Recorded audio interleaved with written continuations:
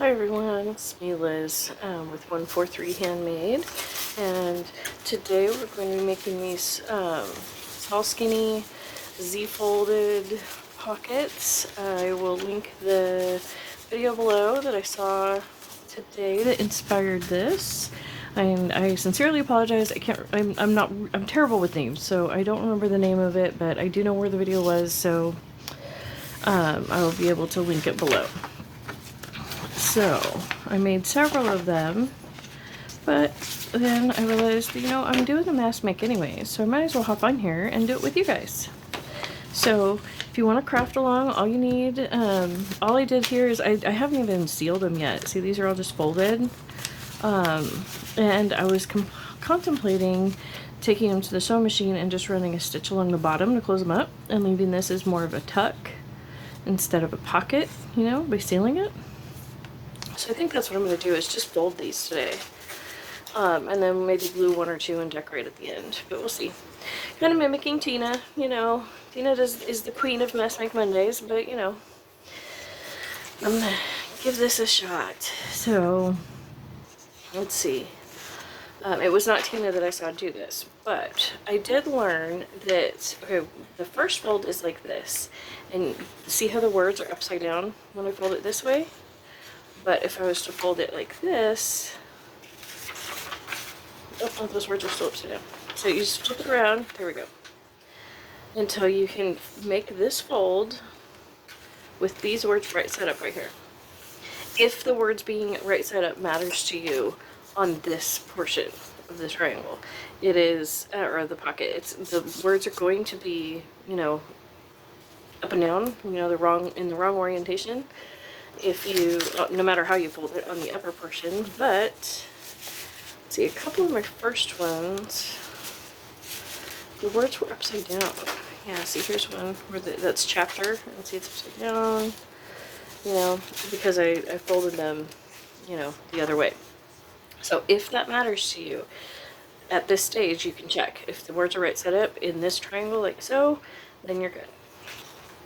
So, then after you make that first fold, then you fold this to your corner, and I actually found that it was easier to fold the folded side instead of the skinny there. But you know, however you want to make the fold, just like anything else with junk journaling, there's very few rules. I'm just showing you what I learned today. So there we go, just like so. And if this hangs off and that bothers you, you know, just nip it off. There we go. You know, or round it, or just you know, fold it around to the back. But there we go. Easy as pie. So, you know, I've never understood that expression, especially after I learned how to make pie, because pie is not easy to make. But anyways, so yeah, just flip it around so you can get this corner to come down with those words right side up, if that matters to you. Otherwise, you can fold it however way, it doesn't matter. It's, you know, you're just looking to get that triangle, because that gives you pretty close to perfect thirds by pulling this corner down like that. And then folding this over like so. Flip it over and fold this over. And again, if it matters to you for this to line up really, really well, then go ahead and you know, fuss with that and get that to line up really, really well. And then let this edge hang off, or, you know, whatever. Just roll it around to the back. I think I like to just nip it off, because then, you know, it's that little bit less bulk in there. And I decided to use a bunch of different kinds of pages, book pages, just so I could see how it worked, because I don't know if you can tell, but I only made it, let's see, those are all this out of the same book. This is one I just made, and then these are out of all of a different book, you know, so I only made it out of 2 different books when I was playing with it. So I wanted to explore some other page sizes and see how it works, you know, with other page sizes. And so I brought out some of my big book pages too. I think this is a great way to use a book page. Okay, that one got super skinny for some reason. Not a big deal as far as I'm concerned. Just nip that off and moving on. So, but yeah, Here, I'll go ahead and I'll fold one the wrong way just so you guys can see. You know what I'm talking about here? Because see right here, as you can see, the words are upside down in my little triangle here. So what you'll see happens is that they are now upside down on the pocket. Which, you know, doesn't bother me a whole lot, but I know that it does bother some people. And so, because it does bother some people, and I do sell my journals, I prefer not to do stuff that I know triggers people. And so I try and do things with right side up text when at all possible. So, here we go. But that's all I meant, and I mean, there's no, you know, it's not wrong to do it that way. It's just, if that bothers you, here's a way to deal with it. There we go. And you see, you know, different books fold out better than others. So I've noticed. I would recommend using some thinner book page, because see, like, this is a fairly heavyweight book page, and it's going to be folded over so many times. I'm not sure how well that's really going to work. That might be kind of bulky. We'll see. There's that. One more fold. Yeah, I think thinner book page is better for this one. Not too thin because you want it to be sturdy, but you know, and I don't know, to each their own. One of those things. So there we go, this way. You know, and if it makes more sense to your brain to go ahead and just get your book pages all, you know, oriented the correct way from the get-go, and then just do, you know, one fold at a time for your mass makes, that's totally great too. You know, don't let anybody, just because I'm folding it, you know, all at once doesn't mean that that's how the only way to do it. You know, this is totally a valid option as well. It's just in pre-folding, just doing the one fold, setting it aside.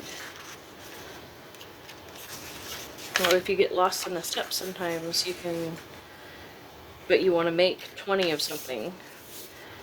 You know, you watch the video, the how-to, the worksheet, whatever it is that's telling you how to fold it, and you do the first step on all 20, you know, and then move on to the next step, because that's what, you know, so you don't get confused in the middle and lose track of what you're trying to do.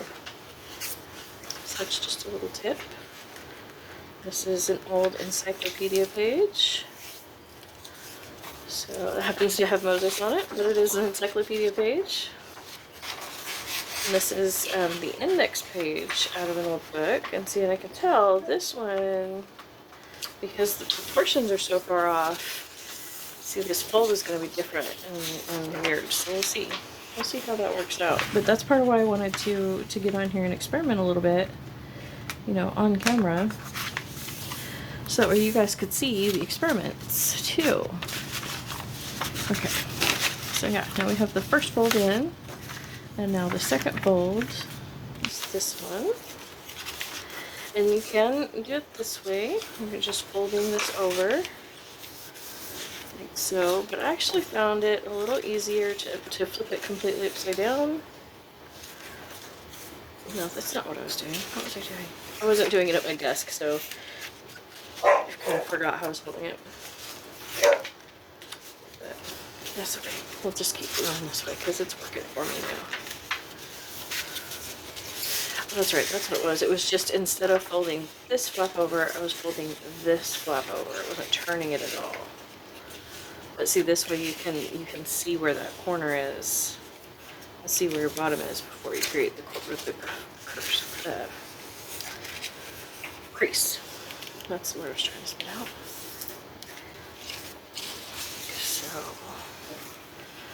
So let's see, because these are kind of long. You know, this is, that's so skinny. Here, I'll go ahead and just fold this one the way I'm, you know, you're supposed to, or whatever I have been. Like so. But this one, I think I'm going to do is fold it not so neatly, if you know what I mean. And it looks like roughly half of what's left and just leave that folded there. So let's see, if you really like to do the math and whatnot, let's see, this is an 11-inch piece of paper. We need 1/3 of that. So let's see, that would be 3 inches and some change, because 3 inches. If it was a 9-inch page, 3 inches would be thirds, but it's got 2 extra inches, and I don't want to deal with doing the math of dividing 2 inches. But that's, you know, that's how you would do it. Is you would just measure your overall length, and then you could mark your thirds and fold it properly. But I actually like having some tall, skinny pockets, so I'm gonna go ahead and again fold that one the way that I was folding. But then I'm gonna go ahead and take this one and do that same thing where I just kind of visualize, you know, the thirds, and roughly take the stab at doing thirds.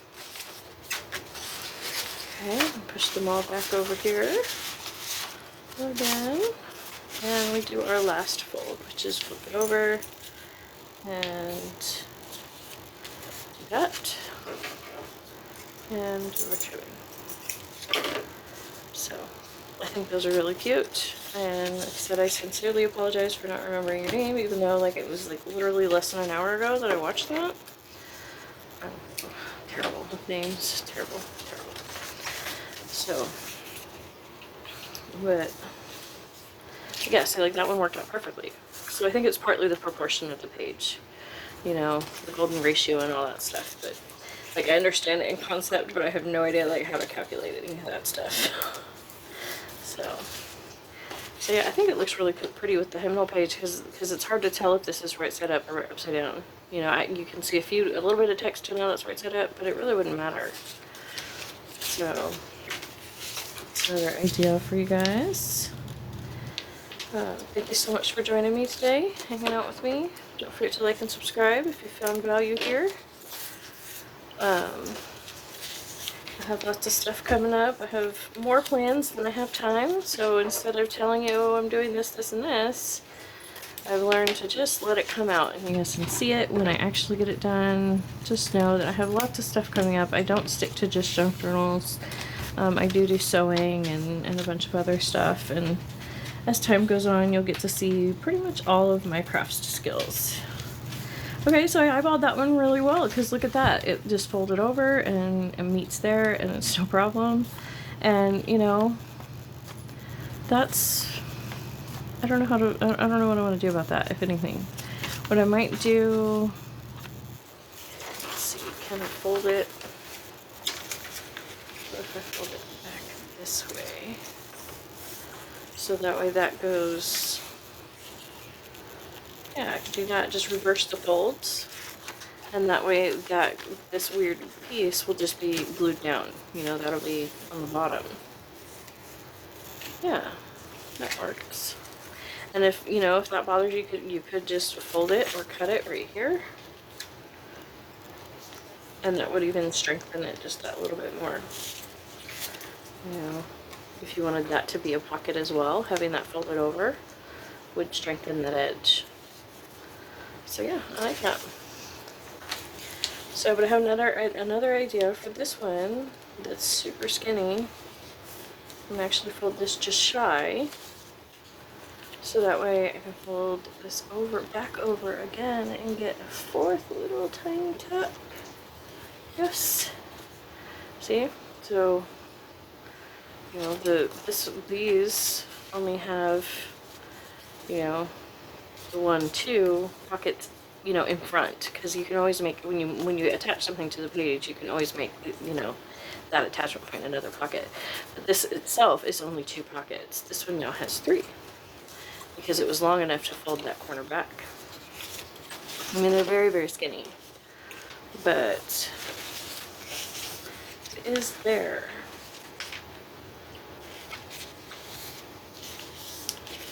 But like, you know, like, at some like nightclubs and parties and state fairs and stuff, they give those bracelets out, you know, for like at carnivals. They give you, you know, they'll put a bracelet on your hand or on your wrist. That way you don't have to continue to pay at each ride, you know. And so I think this would be a great tall, skinny pocket for tucking in those bracelets if you wanted to save that ephemera, you know. But I'm not sure what else you could store in this particular one. It's awfully skinny. It's awfully bulky for how skinny it is. What I might do is just cut it right there and have it be 2 separate pockets, because this is such heavy paper and it kind of bulked out. So I don't know. We'll see. That's why you got to do these experiments, though, so that way you know. Okay, we learned from our last one that when we've got this weird overhang, to fold that to the back as our first fold instead of to the front. And then we can fold this one like so. So here we go.